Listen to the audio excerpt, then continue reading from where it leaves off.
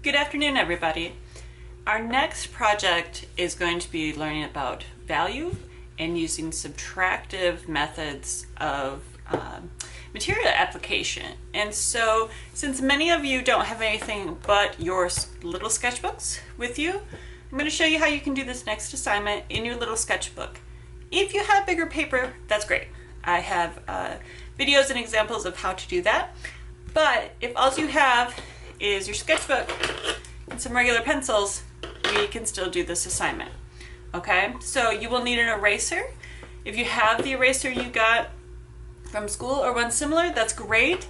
If you just have the eraser end from a regular 2H pencil, that's gonna work too. Okay, so as I flip through my book, you can see this is the end result that we're going for. So that's with an object. Here's with fabric. This is your assignment. So let me show you where we start with this. Okay, so I'm going to get a blank piece of paper and begin. With a subtractive drawing, our goal is to sometimes a blank sheet of paper can be intimidating for us when we're starting with value. So when we do a reductive drawing or a subtractive drawing, we are making our whole page one kind of mid-value. It's somewhere around a 4 or 5 on a value scale. And that means that we're going to basically be drawing from the eraser versus the pencil end to start with. So when I'm doing this, I am going to take my graphite pencil and I'm going to try to do an even coat across my entire page. I'm going to try not to press down too hard or get an area where, let's say here I go like that. Try not to do that. Try to keep the way that you are applying the graphite really even. So you can see that I'm really flattening out my pencil lead. It was really sharp to begin with. You can see that even mine is not as consistent as I would like, but I'm also trying to rush, so this is not a super long demo. So I'm going all in one direction the first time through. And I'm going to try to even out this coat just a little bit, even in our quick thing here. We don't want those kind of strange dark marks because that could get distracting. It could mess us up when we do our final layer. So now I'm going to change direction, and it's the same thing. I'm going to try to do a nice even coat, trying to get to the edges or as close to the edge as possible. And let's see if we get this all the way across. Nice, even application. I'm going over it a couple times, basically because the value of our pencil lead is not as dark, especially if I only have a 2H, as what I would find if I was doing this with charcoal. Traditionally, I would teach you how to do a subtractive drawing with charcoal, but not everybody has their charcoal with them, and that's okay.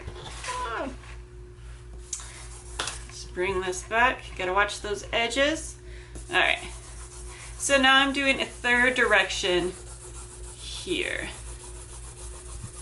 And again, trying to get that full even coat. And I'm not gonna go to those edges because you saw how it was making me fling all over the place. Okay, so that's not too bad. I'm gonna go ahead and take just a piece of paper towel and kind of swirl this whole thing around here. Maybe try to even out anywhere that it's a little bit uneven, see if I need to fill in anything. You can still see some of those marks that I made initially, but that shouldn't be a big deal in the end. All right, so once you have that full even coat, we are going to begin to draw our object.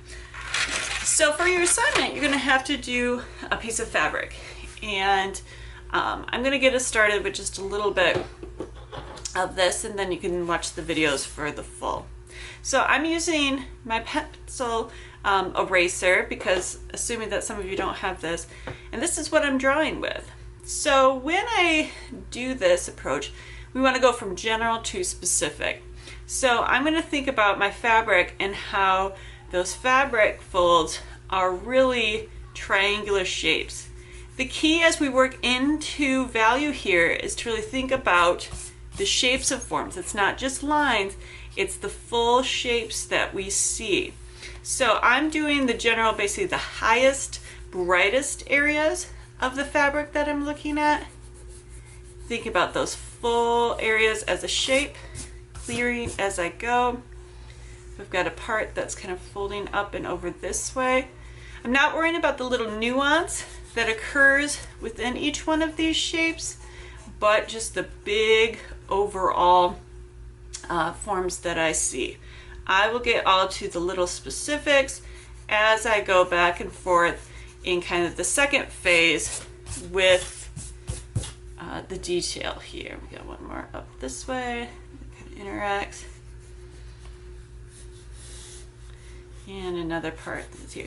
So you can see, even with just these few little marks that I've done, we start to get the sense of the folds of the fabric. It's still really general.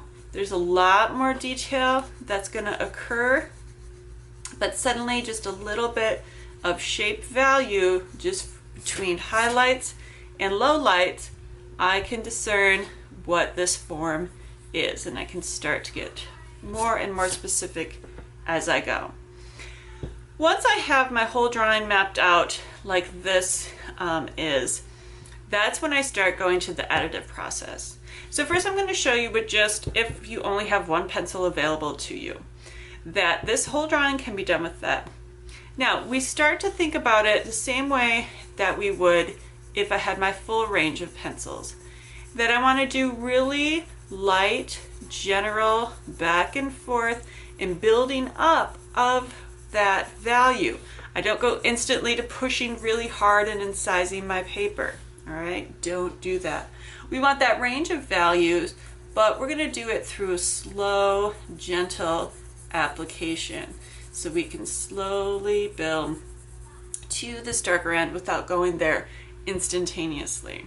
All right, so even as I start into this additive process of getting those dark shadows, those core shadows, I can take this and I can rub it out with my finger if I want, make it more gentle in those transitions. I can come back with my eraser and get highlights again.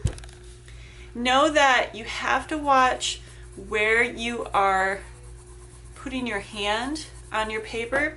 So over here, as I'm working, my hand is on the table. But if I go to this side, see how I'm leaning on my page? So beware, think about having your hand up and off your paper because it will smear that material. So here, if I'm drawing, I'm smearing all this, all of my highlights, I have to come back and erase them because they have been smeared out. All right, so keep in mind, and then you'll get dirty on the side of your hand. Keep in mind that to try to have your hand lifted off the paper unless it can be off the side of the page. So I slowly build my core shadows here, little bit by little bit. I can go into the areas that I have already subtracted out as well and build material, especially if I had a shadow that was supposed to be there that I missed. I can very easily bring that information back. So with this, we can see about how dark. This is about as dark as I can get with my regular pencil. If you were able to bring your whole pencil pack home with you, you can go ahead and start building up those values, and you'll see real quickly that we can get much darker with these than I can with just my 2H. Okay, so if I pull back over here to the one I've already started, if I bring out my 4B and start putting that down, suddenly my graphite gets much darker, much richer overall, and that's just because of that nature of that 4B. The 2H that we have can never get as dark as a 4B. So if you have that full range, go ahead and use it. If you don't, you can see you can still get a really rich dark drawing. So this is a process of going back and forth, back and forth. This one here started at this same stage. Okay, so as I build values, looking at shadow shapes and light shapes and those midtones in between, I can slowly build up something that feels volumetric. Now it's your turn.